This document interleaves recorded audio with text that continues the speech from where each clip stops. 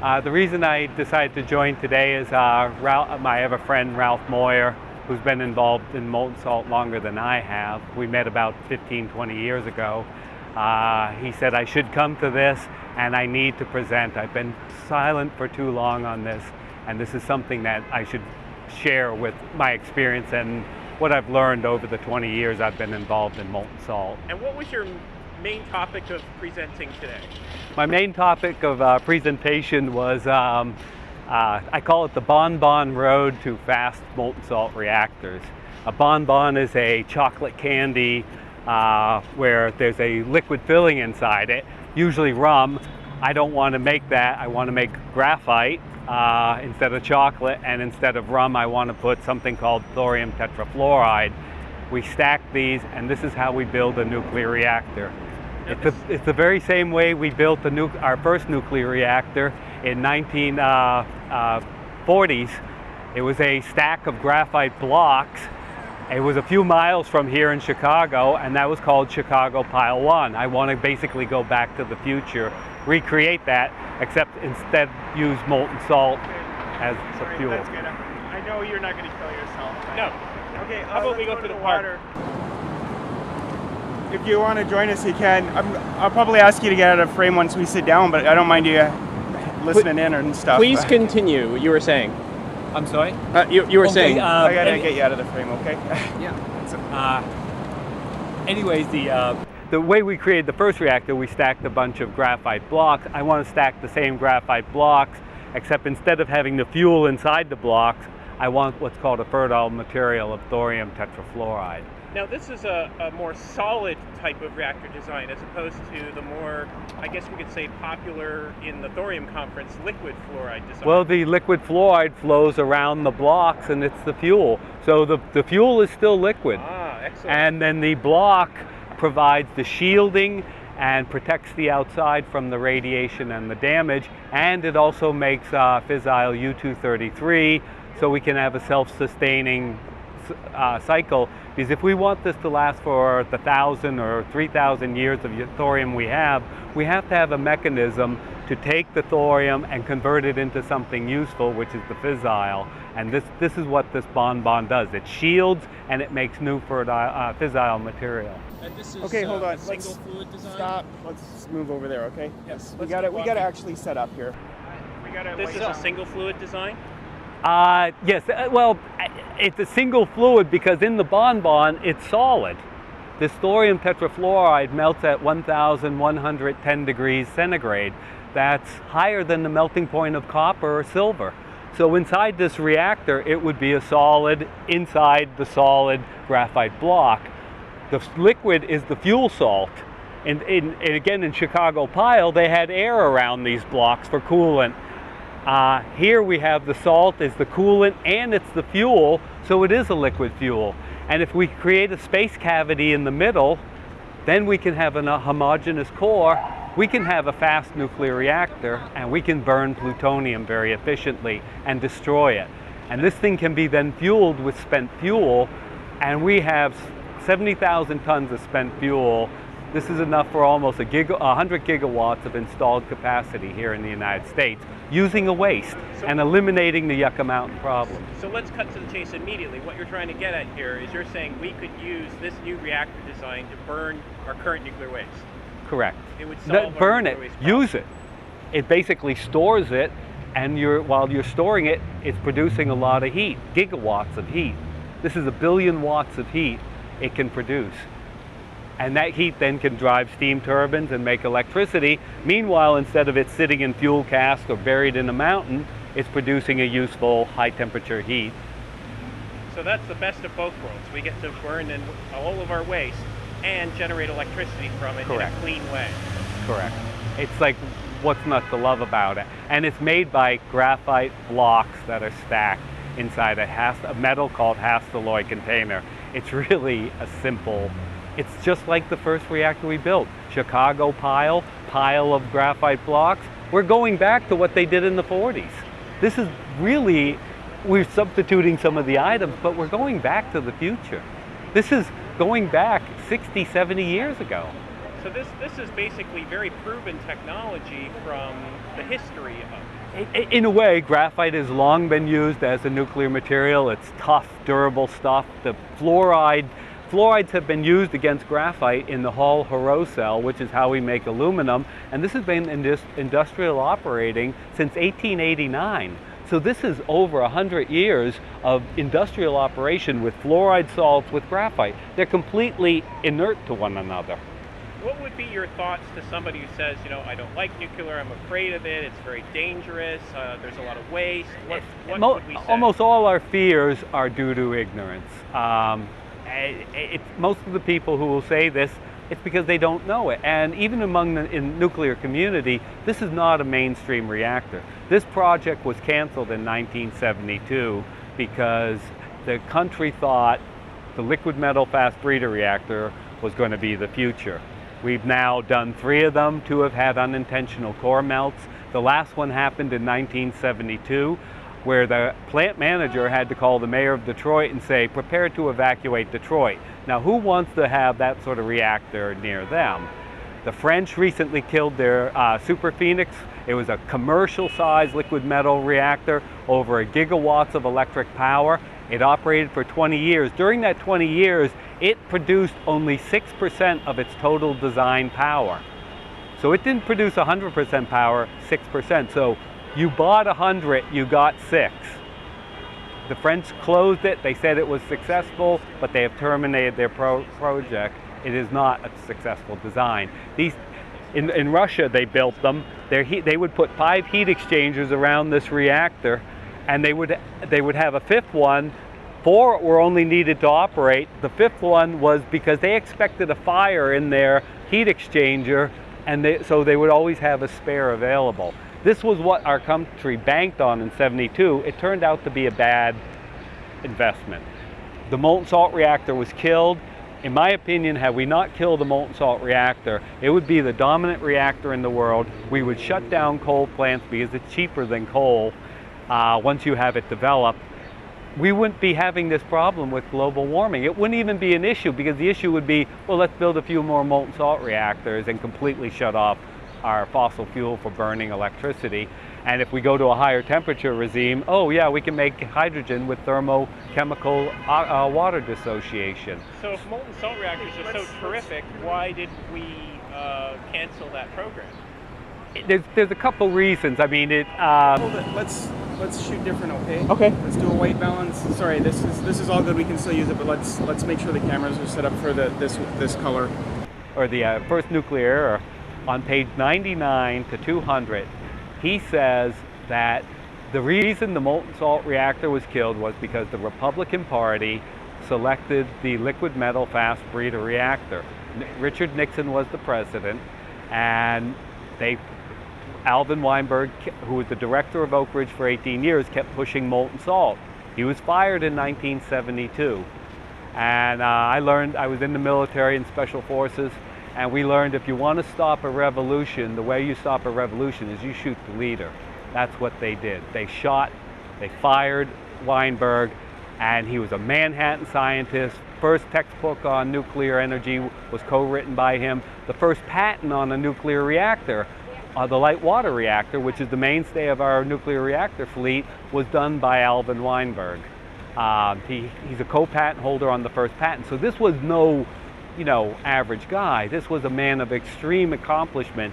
So when he gets fired, what happened? Nothing. The last look at molten salt reactors by Department of Energy was in the end of the Carter administration. They put a little bit of funding into its non-proliferation, that is stopping the spread of nuclear weapons. There's a small study done there. That was their last thing. It was published in 1980. For all that time it went, and only recently, probably in the last couple years, Oak Ridge, the birthplace of the molten salt reactor, where they built 2 of these things and operated them successfully, they've now finally started to relook at molten salt reactors. Unfortunately, they're molten salt cooled reactors, not fueled reactors, which is a bit more what I'd like to see happen. Okay, let's relocate over here, okay?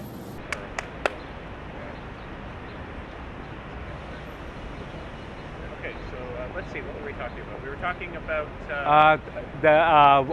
how the Republicans favored the liquid metal fast reactor. This is in Weinberg's book, his memoir book, on pages 198 to 200, Alvin, of his memoir book, the first nuclear era. He published it in, I think it was 1994.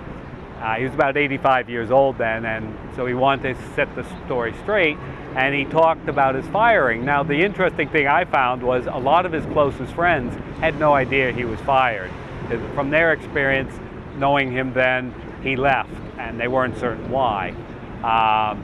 In the book, he said how he was fired because he continued to back the molten salt reactor over the liquid metal fast reactor, which is what we had put most of our research investment into. Turns out this is not a very good reactor. By 72, 2 of the 3 liquid metal fast reactors had suffered core melts, and this is before 3 Mile Island. So 66% failure rate, not a good thing. And the last one, the plant manager had to call the mayor of Detroit and say, prepare to evacuate Detroit. That was Fermi in 72. Well, Alvin Weinberg is focusing and advocating a completely different direction. The molten salt direction, it's a shadow of the budget of the liquid metal program. And in his book, he says the Republican Party backed the liquid metal fast reactor. My belief is that it was GE who has always backed the liquid metal fast reactor to make fissile fuel to refuel light water reactors. You see, it's the razor blade model. Money is made not by selling the reactor. In fact, GE was rumored to sell their light water reactors for cost. But it's like the razor blade. You know those really nice handles they sell you? You wonder why? This is so cheap and it's such a nice handle. Well, then you go and buy the blades, and the blades are really expensive. That's the razor blade economic model. They make money off the blades, not the handle. Okay, I sell you a nuclear reactor, a light water reactor. Are you going to buy it at the nuclear fuel from Walmart, Costco? No. You have to buy it from the vendor. And this is highly machine regulated stuff. Not anybody can get into the business. It's high value stuff. So they sell it dear, and they make a high profit. The reason it works out is you're getting 2.8 million times more energy from the fission of an equal mass than you would if you burned coal. So even though they're selling this to you dear, you're getting so much energy out of it, it pays for itself. And the nuclear fuel cost, even at these outrageous prices for fuel, is cheap. The problem with the cycle is we don't have enough fissile, or at least they thought that back in the day, and this is the uranium-235. Well, you need something to make fresh fissile. Well, this is where the liquid metal fast reactor does. It makes plutonium. So the idea was you'd take the plutonium out of the liquid metal fast reactor, put it in uranium, you'd make, this is called MOX fuel. It has proliferation issues, but hey, that's part of the deal with the devil we're making. Then you would sell this fuel to the light water reactors. They would burn it up. The liquid metal reactor makes more fissile fuel. You have this economic cycle. You're making new fuel, you're selling it to this guy, so you're making electricity. This is what GE wanted to do. It's the razor blade model. The molten salt reactor busts that thing. The fuel is liquid. Any reasonable chemist can make this fuel, as long as he has access to the thorium and the uranium that has to go in it. Once you go in it, there's no fabrication. It's a liquid. So you've already ruined the economics of the nuclear fuel being your revenue source. This was a disruptive technology. It's kind of, I always liken the molten salt reactor to the transistor. I'm old enough to remember when we bought a TV or a radio, it had vacuum tubes in it. So the electronics maker made money off selling you the TV or radio. But inside there were all these little glowing vacuum tubes. They burned out, they had filaments. You'd pull them out. Well, you just couldn't put any old vacuum tube on. You had to get the right model. Who made the vacuum tube? The guys who made the TV. So you had this predictable cycle, this additional revenue stream, annuity stream of popping in new vacuum tubes. So you sold the TV and you continued to make money off vacuum tubes. So why didn't the Americans who invented the transistor then put these transistors into the TVs? It destroys your economic model. What sort of fool would do that? So who did commercialize the transistor? I'm probably going to mispronounce his name, but I think it's Akito Morita. We know him as the chairman of the Sony Corporation. He was part of the effort that made the first transistor radio. It had to be someone whose rice bowl, whose vested interest wasn't busted. This is why I don't think molten salt reactors will ever be built in America, because we have too many vested interests they like the nuclear industry right now. We have 100 operating reactors. People think it's dead. They have to be refueled every year. New fuel, that's money. I just want to get you to launch over with a new introduction now that we have the shot. Yeah, I'm sorry. Could I get you to introduce yourself again from the top? Sure.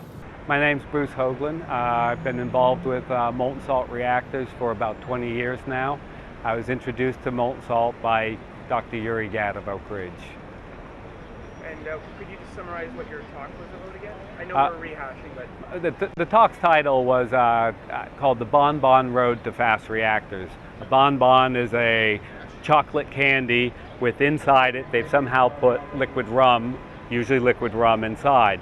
I don't want to do, of course, the chocolate candy. I want to do a graphite container, and inside, instead of the rum, I want to put a substance called thorium tetrafluoride. This is the fluorinated form of thorium. It's very easy to make. You put it in there, you stack these bonbons, and you basically create a reactor with these stacked bonbons, which sounds fantastical, but a few miles from here, the world's first nuclear reactor was built, called Chicago Pile 1. Why was it called a pile? It was a pile of graphite blocks with, instead of thorium tetrafluoride in it, they had uranium in it. They stacked it up. That was the reactor. It's that simple.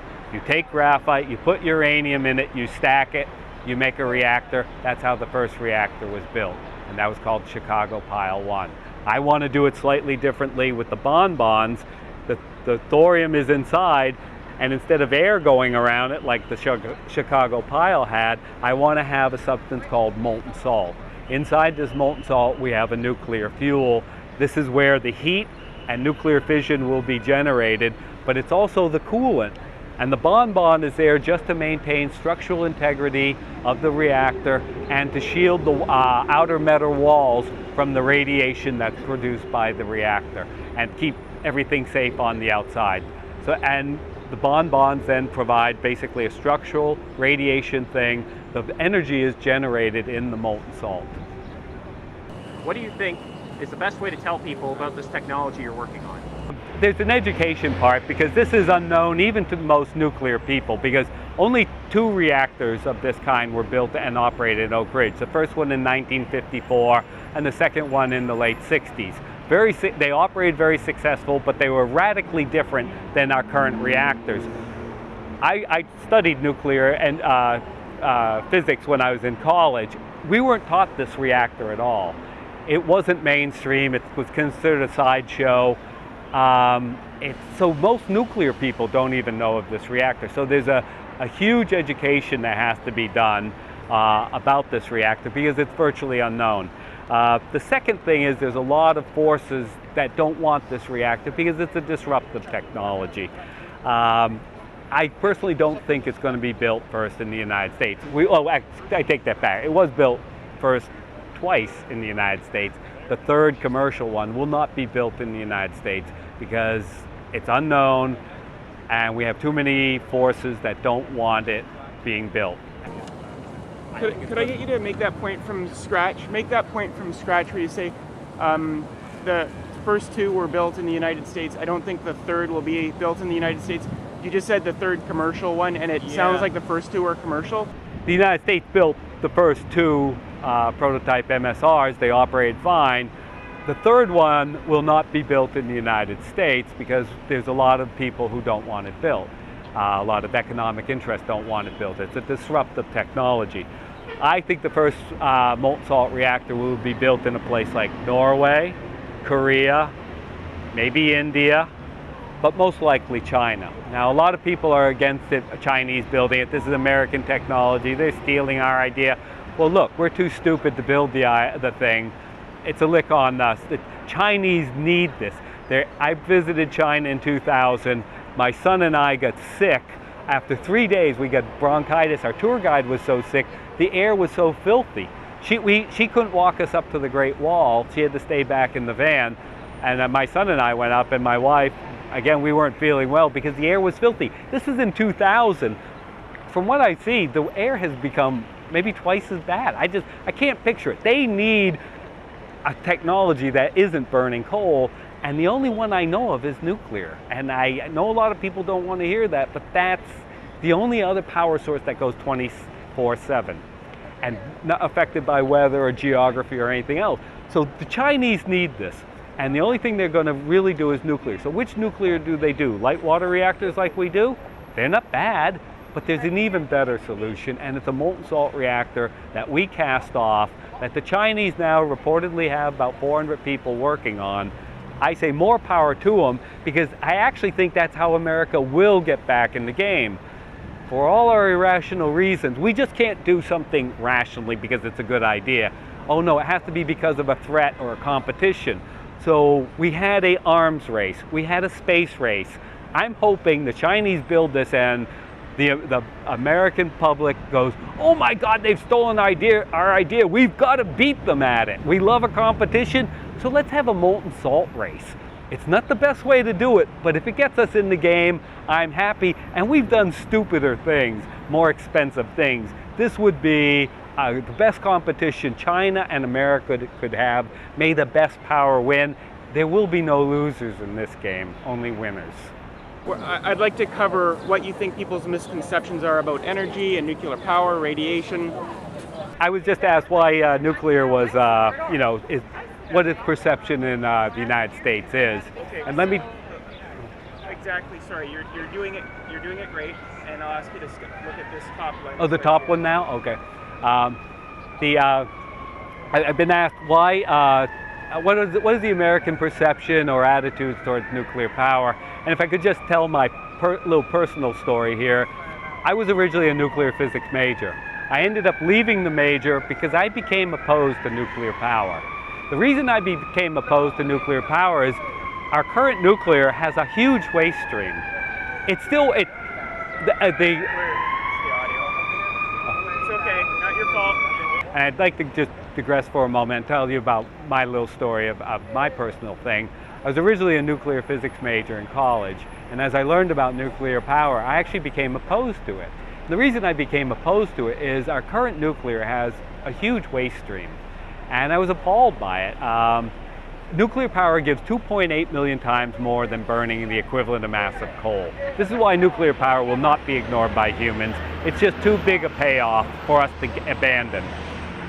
However, our current nuclear energy only uses 1% of that energy.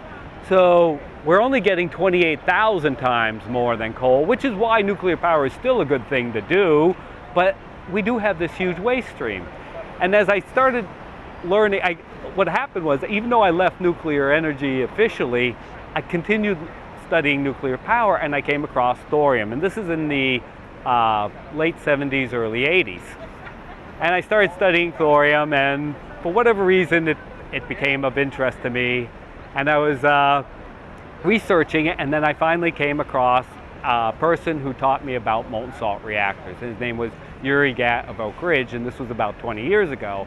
And that reignited my passion in nuclear, because to me it solves the waste problem.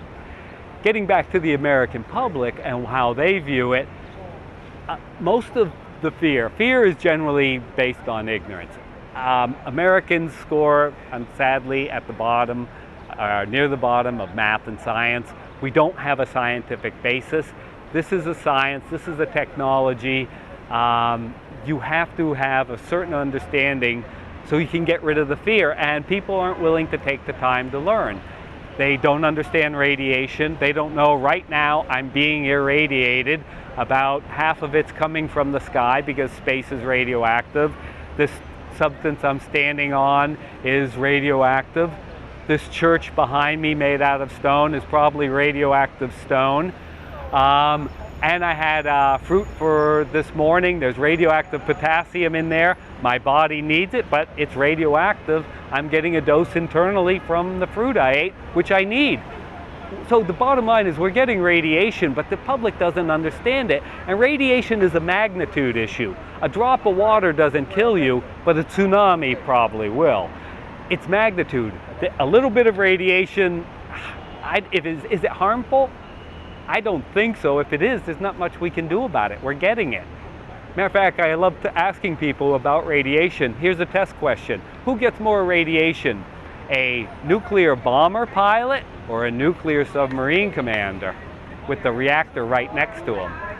Well, the answer is the bomber pilot. Why? Space is radioactive. He's getting irradiated by space being so high above the Earth's atmosphere. It surprises most people because they don't think that's the way things work. They would think the reactor would surely be irradiating the crew, and in fact they're not. We know how to shield reactors, and we know pretty much how to contain them. It's a safe technology, but it's misunderstood. So how do we change that? I think most people they realize we've got to do something different. Business cannot go on as it is. So the thing is to say, look, there is a problem, we have a solution. And I think we even have a better solution. Light water reactors, the boiling water reactors, the pressurized water reactors, they're not a bad energy source, and I wouldn't mind it near me. Matter of fact, I live in DC area. There's a nuclear reactor not far from me called at Lake Anna. It's sitting there. 40% of my electricity is coming from nuclear. The way it just gets rid of its heat was it dumps the heat into a lake. There's no cooling tower.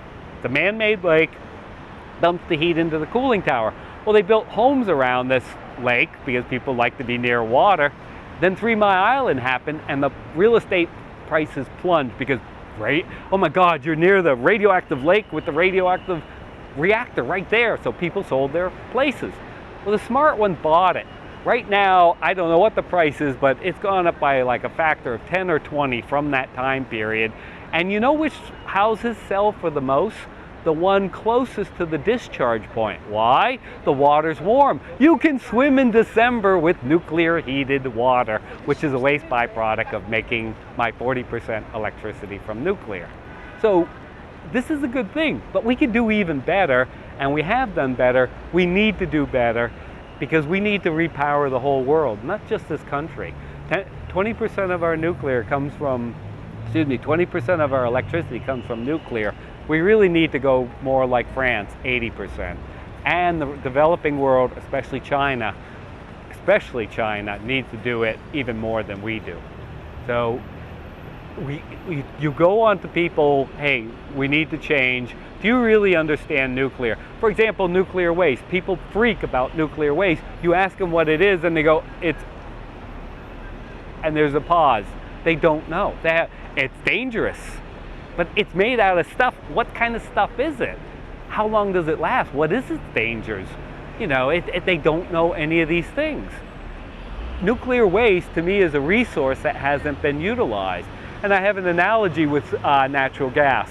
When we first started drilling for oil, the oil driller's nightmare was to hit natural gas. Why? It was pressure. Their flimsy little equipment would explode. Or blow it out with pressure. Then when it came into the air, it would often ignite. There'd be a fireball. The oil drillers hated finding natural gas with their oil. It was their nightmare. What are we drilling for now? We can't find enough natural gas. So what happened from natural gas being a dangerous waste to a resource? It's infrastructure. We put in pipelines that go to my house, many people's houses. I use it for cooking. I use it for my heating and my hot water heating. It's a resource only because of infrastructure. Same thing with spent fuel. There's 2% of spent fuel is a fuel. It's a fuel sitting there in a form that if we extract it, we can use it in a molten salt reactor. We can fuel our molten salt reactor. So we can take a waste, we turn it into a resource with the addition of an infrastructure called a molten salt reactor, and now we have a carbon-free energy source that can't melt down because it's already melted down.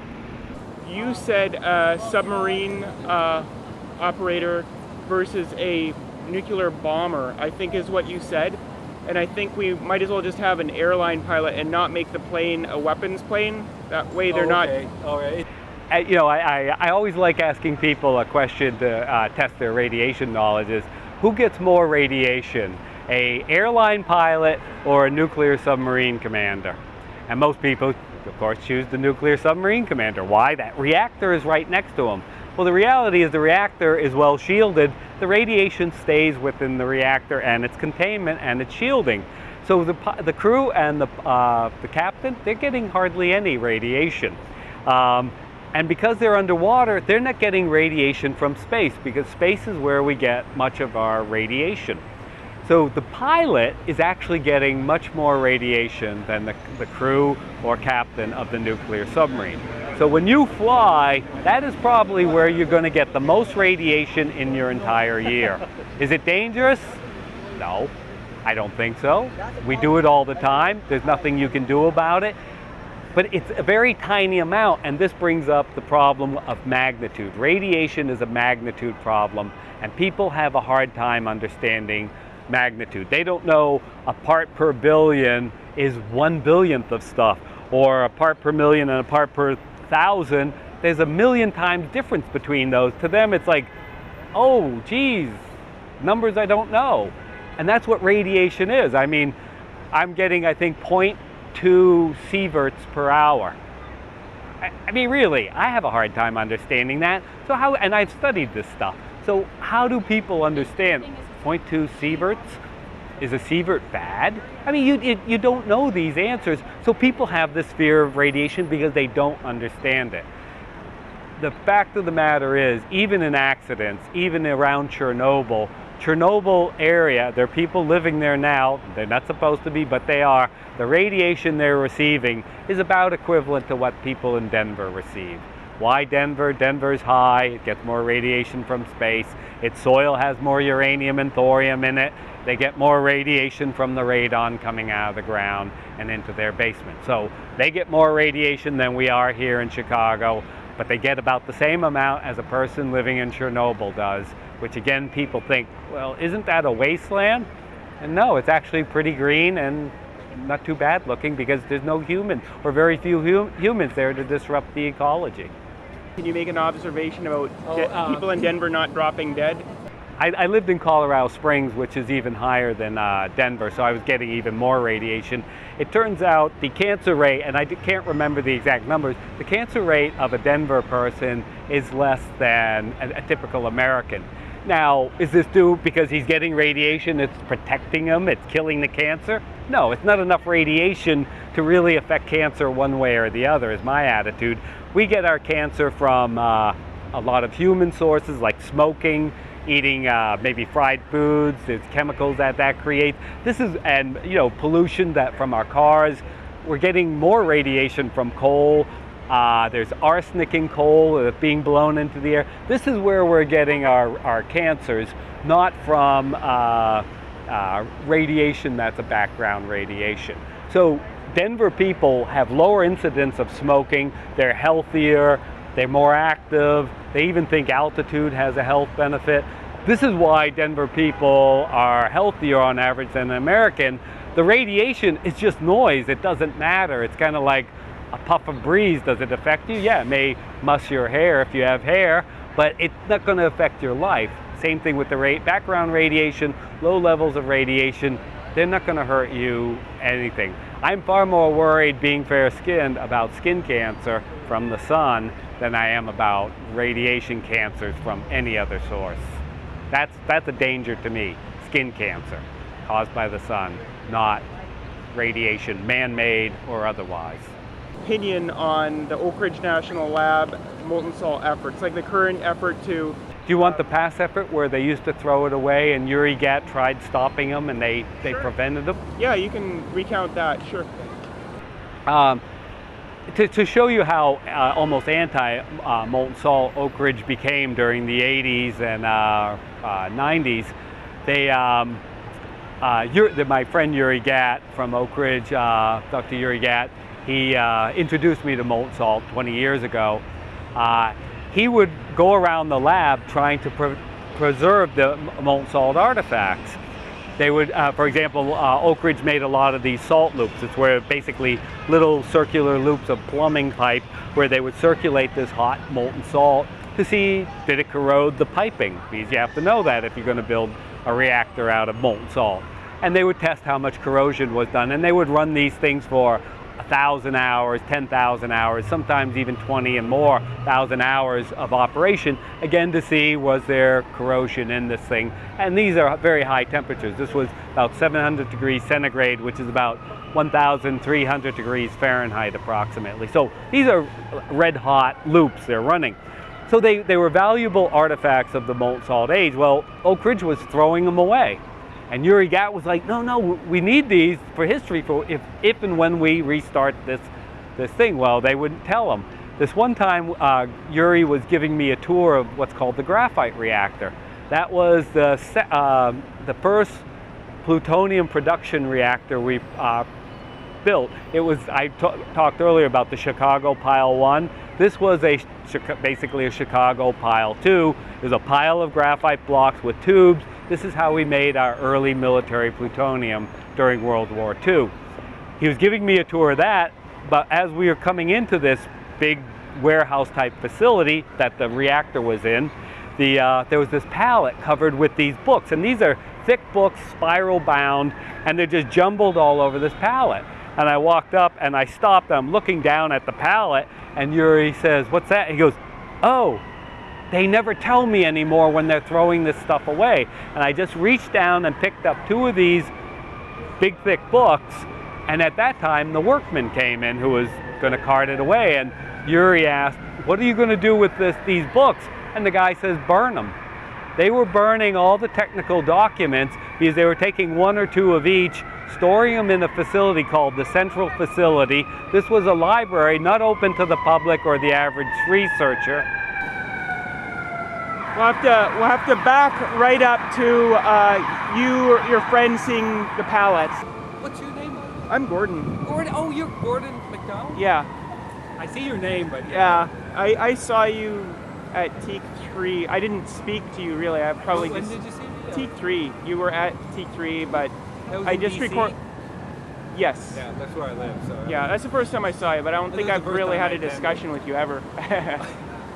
Anyways, Uri Gad is giving me a tour of the graphite reactor, and we stumble across this pallet covered with these manuals, and these are big, thick manuals, spiral bound.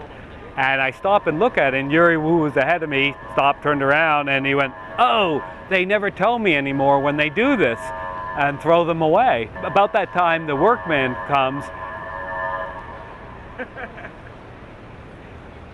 Chicago. They need to have more fireproof stuff here. My friend Uri Gat of Oak Ridge was giving me a tour of the graphite reactor, and this is our large reactor we made at the Chicago Pile, and its purpose was to produce the initial amounts of plutonium for the war effort. This was again built during the early stages of World War II. Yuri's a little bit ahead of me, and I stop and I look at this pallet that's covered with these big thick books, and they're this thick and they're spiral bound. And I stop and I look at them. I see some of the titles, and Uri then sees what I'm looking at. He goes, "Oh, they don't tell me about this anymore." At that time, the worker walks up and says, "Hey, what are you doing here?" Uri identifies himself and asks, "Hey, what are you going to do with these books?" And the guy goes, "Well, we're going to burn them." And Uri goes, "You know, you can't." I go, "Well, I'll take them." And the guy says, "I can't give them to you. You can have the 2 in your hand, but the rest have to be burned." What Oak Ridge was doing was taking all the technical manuals. They took up space, but they were burning them, and they were taking about 1 or 2 of each. They were putting it in this library called the Central Facility. And this Central Facility, again, was in a secure installation called Oak Ridge. The average person and researcher couldn't go in and see it, let alone did they even know it existed. So this was basically a secure library to lock up the molten salt books. These things stayed locked up until NASA was looking at a space reactor, and they needed a high temperature reactor that didn't operate any pressure. Well, there's very few reactors like this. The molten salt is one of them. So they started looking at the molten salt reactor for a space-based power source to power rocket probes going out into deep space, because the solar panels don't work out there. There's not enough sun, and you need too many of them. So they're looking at this. So they get a request to Oak Ridge. Oak Ridge digitizes all these these documents. Well, there's a young engineer at NASA, his name's Kirk Sorensen. Kirk has the wherewithal, he looks at it, he goes, fluid fuel reactors, really? He knows nothing about it. Most of us, I didn't know anything about it, and I was a nuke major. Kirk, I think, was a mechanical engineer. He starts reading it. He sees this is amazing stuff, and this is no little thing. There's hundreds of these big, thick documents. This was a long research project starting from the 50s, finally terminated in 1980. A huge body of research Oak Ridge did. Unfortunately, only Oak Ridge, so it's geographically limited knowledge. This is, just so you know, this is going really well. So I'm happy to keep doing this for Oh, okay, all right. the enormity of the body of work. Oh, anyways, Oak Ridge did a huge body of work, and unfortunately, they're the only ones who really did molten salt research for nuclear. Talk about the time frame. Like, this was going back from this year. Oh, I see. Yeah. Oak Ridge did this huge body of work. First of all, they were early interested in fluid fuel reactors, and these were, you can dissolve nuclear salts in water, and that can make a reactor. In fact, this was the main reactor of universities. It was called a water boiler reactor. It was self-controlling, and they deemed it safe enough because a student or Homer Simpson couldn't screw this reactor up.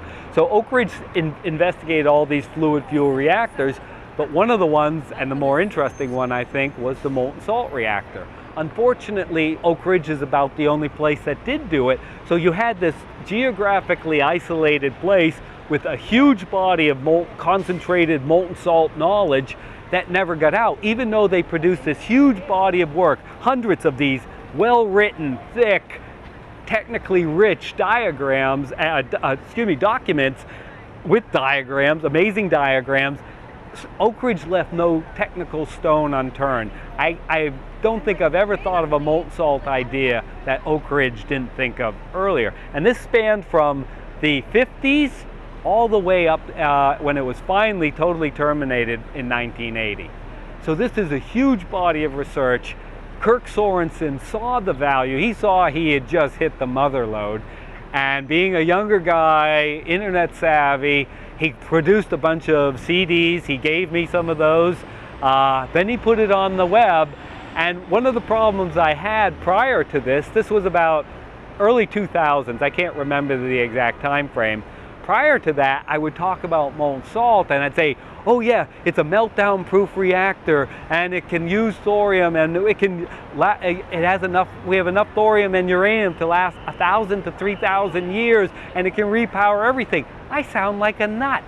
No one knows about this, so where's my documentation? Well, I have these two thick books, but if I'm doing this over the internet or email, I can't, show you this book.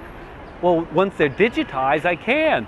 Now, when Kirk put it on the web, it made it real. So people like me could say, well, read this document, and the person would download the PDF and go, oh my God, this is 300 pages of technical documentation of this aspect of molten salt reactor design.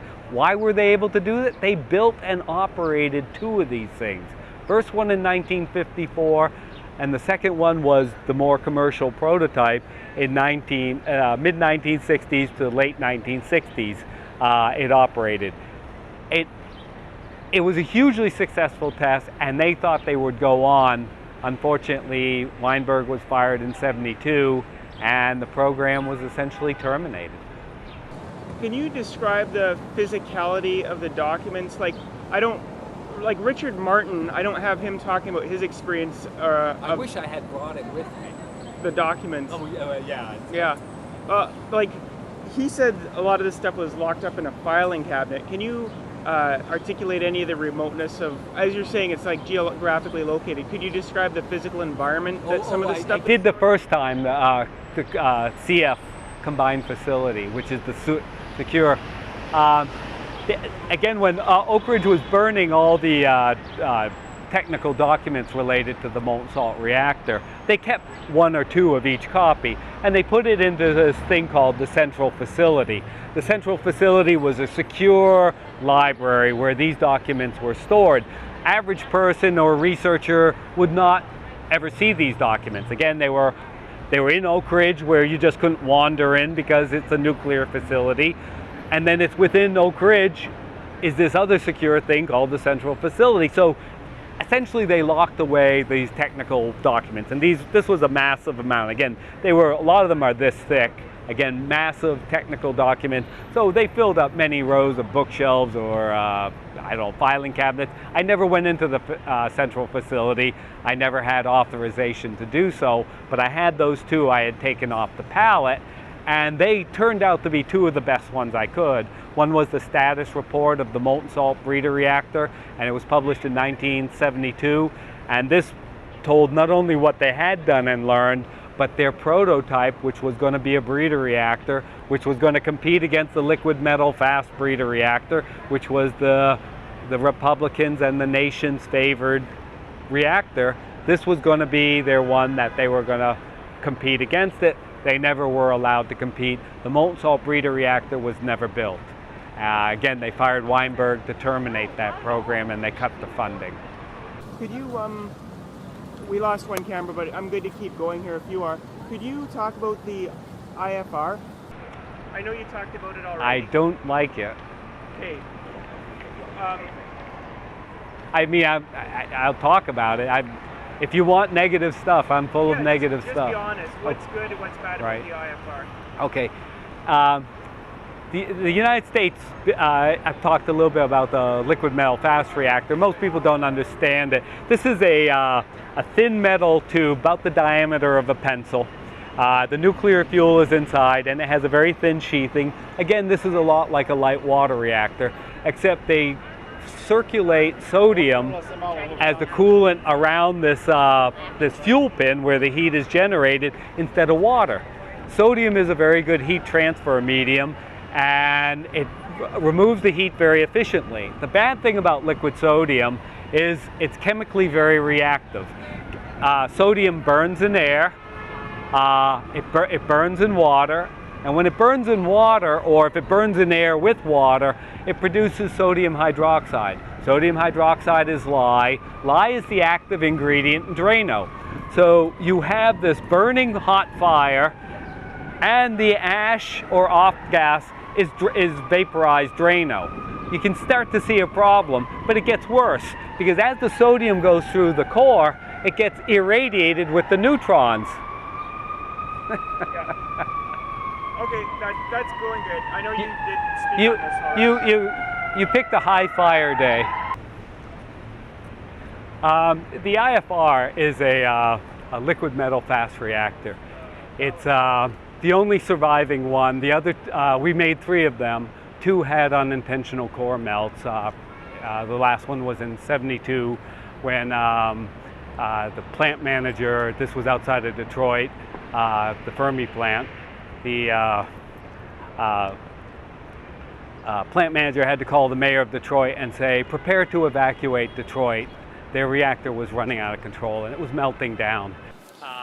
Was that what they talked about in Pandora's Promise? Because they were talking about a reactor that could not melt down. Well, I got a little irritated with that movie because they said this reactor can't melt down. Well, you have 2 siblings and they had core melts. Why can't you melt? And that was completely I want to be blunt, it's a lie. They can melt. They have, they can produce enough heat to melt their core. And there's a problem with their fuel. They have a metal fuel, which is a... Do you want to walk around the block with us? I don't want to make you guys carry stuff unnecessarily, but I figure we could do a whole circuit. Okay. And come back to it. Okay, thanks. They, the core of the EBR2, the IFR, can melt. And when people say it can't, in my opinion, they're completely wrong. The fuel inside it is a metal, which is a little bit unusual for these liquid metal reactors. They usually have an oxide fuel. This is a metal fuel. The problem is when they get to a certain temperature, this fuel is mainly uranium, and uranium forms what we call in material science a eutectic, a low melting point eutectic, where uranium will mix with the iron of the sheathing. It will mix with the sheathing and it will form a low melting point eutectic. And this melting point, I don't remember exactly, but it's about 500 degrees centigrade, which is a relatively low temperature for a reactor, especially if it's running out of control. So you could have a complete meltdown due to the interaction between the cladding and the uranium inside. So two of your siblings have melted down. Why wouldn't you melt down? Again, that seems like a dishonest statement. It can melt down. The IFR, however, is the only surviving liquid metal reactor in the United States. It was canceled in 1994. The most interesting thing about it is they like to brag about their closed fuel cycle, where they take, when the nuclear fuel gets burned up, they take it out. They can reprocess it on site, and they use something they call pyroprocessing. The interesting thing is they call it pyroprocessing, but it's a molten salt process. They're dissolving this thing in a molten salt, and they're doing electrochemistry on it. Why don't they call it molten salt? They want no association with molten salt, because then it brings up another superior thing molten salt can do. Molten salt can not only be a fuel, it's a way to reprocess or process nuclear fuels and clean them up for reuse. So you call it pyroprocessing, and the average person doesn't know, well, okay, it's pyroprocessing, but it's molten salt. Call it what it is, be a little bit honest about it. And that's actually the best feature of the IFR, is its molten salt processing technology it uses to reprocess its fuel. The sodium is problematic because it's such reactive. When it goes through the core, it cools these rods, takes the heat away, but if it leaks, but while it's doing that, it's getting irradiated with neutrons. It becomes a radioactive form of sodium with a half-life of about 19 hours. That short half-life means you're going to get a lot of radiation out of this thing. And the worst thing is this radiation is a very high-energy gamma. This high-energy gamma is very penetrating. It goes through anything. So you don't want to be exposed to that because it is very deadly. So if the thing starts going out of control or you have a leak of this stuff, the sodium will, if it goes into air, it will burn. If it goes into water, it will burn. And its ash will be sodium hydroxide. Sodium hydroxide is the active ingredient in Drano. It's lye. So you have this radioactive vaporized Drano from a hot fire that you can't fight with water. So you might try a carbon dioxide extinguisher, which is another common way to put out a fire. But oh, you can't use carbon dioxide either because the sodium reacts with carbon dioxide and releases more energy. So this really becomes a big disaster. And this is not a theoretical thing. This fire happened in the secondary circuit, fortunately for the Japanese, of their reactor called Monju. Monju was shut down for about 10 years because of this sodium fire they had in their secondary circuit. So sodium fires are actually very common events in these liquid metal fast reactors. I'll get you a side shot and maybe talk about whether you'd want to have one in your neighborhood. I'm very pro-nuclear. I think we've got to do it. There's no other energy source that we can have for 24/7 non-carbon energy. It has issues. You've got to be careful. It's a genie that gives you great stuff, but you do not want to make a mistake. However, even when we do, they tend not to be as bad as the public thinks. However, if a molten salt... Sorry, you're doing great. Restate that you have to be careful. Oh. Okay, but nuclear is, again, gives you great energy, 2.8 million times more than coal, but you have to be careful with this. It's not something that is very tolerant of mistakes. However, when mistakes do happen, it's not as bad as people say or think. However, the IFR is such a likely disaster, and it can, because it's a fast reactor, it can have an accident that's much worse even than a Chernobyl with a much higher energy release. I'm a very pro-nuclear person. We've got to do it, but I would become a staunch anti-nuke if an IFR type reactor, a liquid metal fast reactor, were going in my neighborhood. I would be a staunch NIMBYite then, not in my neighborhood. Okay, how you got into nuclear power at all, or talk about your friends when you talk to your friends about nuclear and they talk back about renewables. What did the conversations go like? Okay. Okay, we'll get moving. All right. You know, there's this almost animosity between nuclear people and renewable people, and I don't share that animosity. The reason is, renewable people and I have the same goal. We know we can't keep doing what we're doing. We know we can't burn the quantities of coal we do. We and the Chinese and even the Germans, we know that just cannot continue to exist. We need to do something different, and so we're really kindred spirits. Most renewable people, though, are often not very technical, and they don't understand nuclear. I'm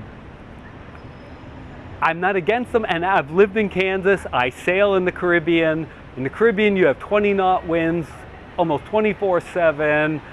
High mountain peaks. I see wind energy as a viable solution there. They make their water with reverse osmosis. That's an electricity intensive process. It should be, they burn diesel right now to get their electricity. They need wind energy, and it would work for them.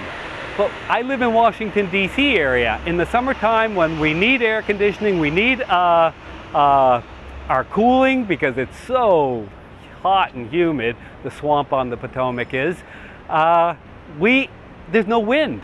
I sail the Chesapeake, and the worst time to sail is in the summer because there's no wind. Well, if you have a wind turbine near Washington, D.C., that's the calmest time when we need the most power. So I don't really see how wind would work in our geography. And that brings up, to me, one of the biggest problems of renewables is it's a geographically limited thing. Like, my son lives in Tucson, and they should have solar panels everywhere there. Even if they were broken, the people in Tucson would be so thankful for the shade. But there's so much sun energy there, that's where you should have it. My wife and I recently did a Eurail 2 years ago, and we used to live in Germany for 5 years. Going through the German countryside, walking around, I saw more solar cells probably in a day than I've ever seen in Arizona. Why are we building solar cells in the cloudiest place on Earth, or at least the cloudiest place I've lived in, when we don't build them in Tucson? So we need to do the geography right, the conditions right for renewables. Nuclear can be done anywhere, anytime. It operates 24/7. It pushes submarines around. This is not Jules Verne science fiction. This is real. So nuclear is a very flexible power source. Is it going to be the #1 power source? The only power source? No, that's zealotry. I've lived in Kansas. I can picture windmills, wind turbines being in Kansas. I've lived in DC. I can't see that being a good market for wind energy because our greatest demand is when we have the least wind. I don't think we should be building solar cells in Germany because it's cloudy, and you're at the same latitude as Montreal, Canada. It needs to be done right. We need to start thinking intelligently, but I don't go around attacking wind advocates, solar advocates. I'm a sailor.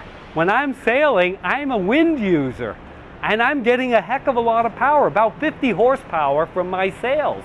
This is a lot of energy for, well, free if you can count having a sailboat free, but there's a lot of power there. We have a solar panel on our sailboat. We have a wind turbine to produce our electricity. It makes sense on a sailboat. It makes sense in the Caribbean where you have trade winds.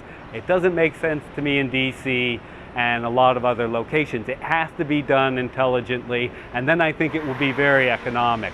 To fill in the gap for non-fossil use, nuclear is the only non-CO2 emitting 24/7 power supply we have. If you don't like that, I'm sorry, that's reality. That's what you have to deal with. We need to start living in reality and designing for our conditions, for our needs, versus what we ideologically think. We've got to start ditching these ideological explanations.